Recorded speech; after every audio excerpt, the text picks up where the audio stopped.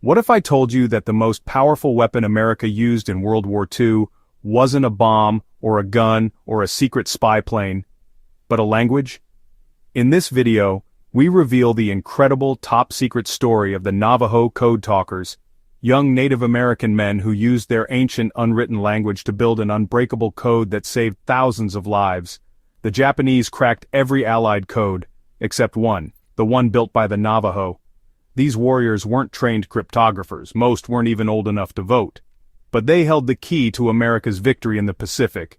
You're about to learn why this story was hidden from the world for over 25 years, why it's one of the greatest secrets in military history, and why the bravery of these unsung heroes will absolutely blow your mind.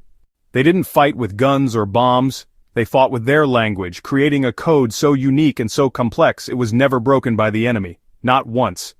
While the Japanese cracked every other Allied code, they could never touch this one. Why? Because it came from a language the world had ignored, until it became the key to America's victory in the Pacific. These young Navajo men weren't just soldiers, they were the hidden weapon behind Iwo Jima, Guadalcanal, and more. And for decades their story was kept top secret. Today, we're finally telling it. And trust me, once you hear how they did it, it will blow your mind. It's 1942. World War II is raging across the globe. In the Pacific, the war is brutal. The United States is locked in a deadly conflict with the Empire of Japan. After the shocking attack on Pearl Harbor in December 1941, America is pulled into a fight for survival, and for dominance in the Pacific Ocean. Battles erupt in Guadalcanal, Tarawa, Peleliu, Saipan, and eventually Iwo Jima. The fighting is relentless, jungle warfare, kamikaze attacks, thousands of casualties on both sides. Every move, every message, every strategy must be protected. Because if the Japanese intercept U.S. communications, entire operations could collapse. And that's where the story of the Navajo Code Talkers begins. In early 1942, after America had officially entered World War II, military commanders were searching desperately for a way to secure battlefield communications. Japanese cryptographers were excellent, decoding Allied messages within hours, sometimes even minutes. Secret plans, troop locations, and battle strategies were constantly at risk of being exposed. American lives were being lost not only on the battlefield, but through the airwaves. Then came an idea, radical, unexpected, and almost too simple. What if a language could be the code? A World War I veteran named Philip Johnston, the son of missionaries who had grown up on a Navajo reservation, approached the U.S. Marine Corps with a radical proposal: use the Navajo language, a complex, unwritten tongue, as the basis for a secret military code. Why Navajo? Because it was virtually indecipherable. It was not written down. It had no dictionary. And it was spoken fluently by only Navajo people, almost all of whom lived in the southwestern U.S. at the time. Fewer than 30 non-Navajos in the world could understand it. The language was so isolated, so protected by culture and geography, that it instantly became the perfect foundation for a battlefield communication system. The Marine Corps approved the idea, and thus began the secret recruitment of 29 young Navajo men. The first recruits Camp Elliott, California. In May 1942, the military recruited 29 young Navajo men. Some had never even ridden in a car before, most had never left the reservation, and yet, they answered the call of duty with pride and honor. They were sent to Camp Elliott, just outside San Diego, California, a far cry from the wide, open landscapes of Arizona and New Mexico where they had grown up.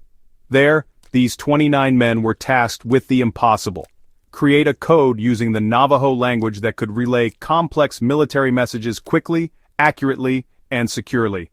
And they didn't just translate English into Navajo, that would have been too risky. Instead, they built an entirely new military code, using Navajo as the foundation. They had to create words for things that didn't exist in the Navajo world, like tanks, planes, and grenades. So they used metaphors. Turtle equals tank, because of its armored shell. Ironfish equals submarine. Chicken hawk equals dive bomber. Potato equals grenade. And two-star equals major general. They also developed a phonetic alphabet, assigning Navajo words to represent English letters. For example, A equals wall-lachi, ant, B equals shush, bear, and C equals moasi, cat. This allowed them to spell out names, coordinates, and places when needed.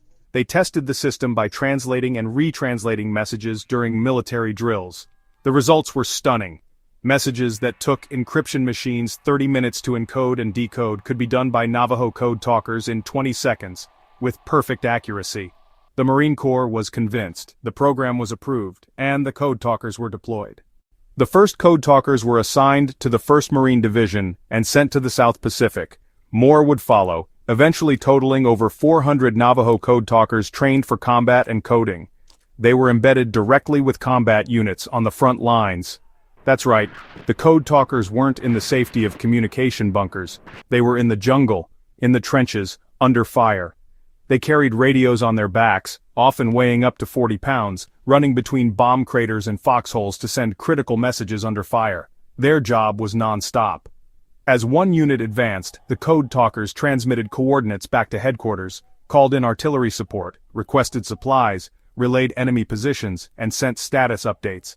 They spoke into the radio in rapid Navajo using the code they had created.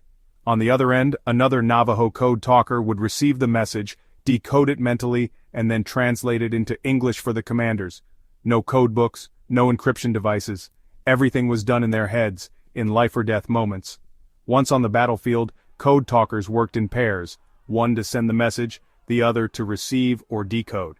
They were placed at critical points: command posts, front lines, landing craft, and artillery units.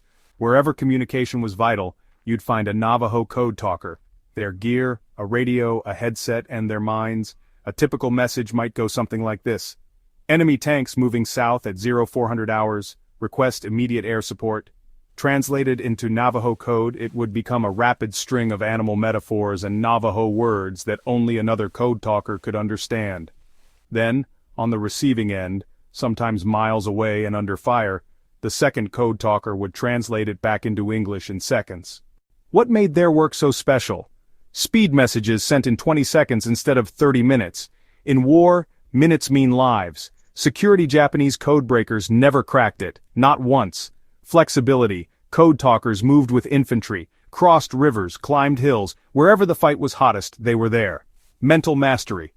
Over 600 code terms were memorized, not written. Under fire, under pressure. Even while wounded, they kept sending messages.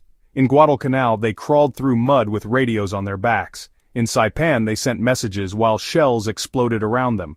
In Bougainville, they guided artillery strikes with pinpoint accuracy. And they never made a single mistake. A hidden identity. Even among allies, despite their heroism, Code Talkers faced danger from their own side.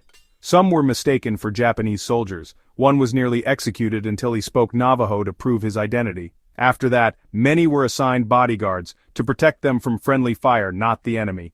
They served while carrying the burden of being misunderstood and judged by appearance.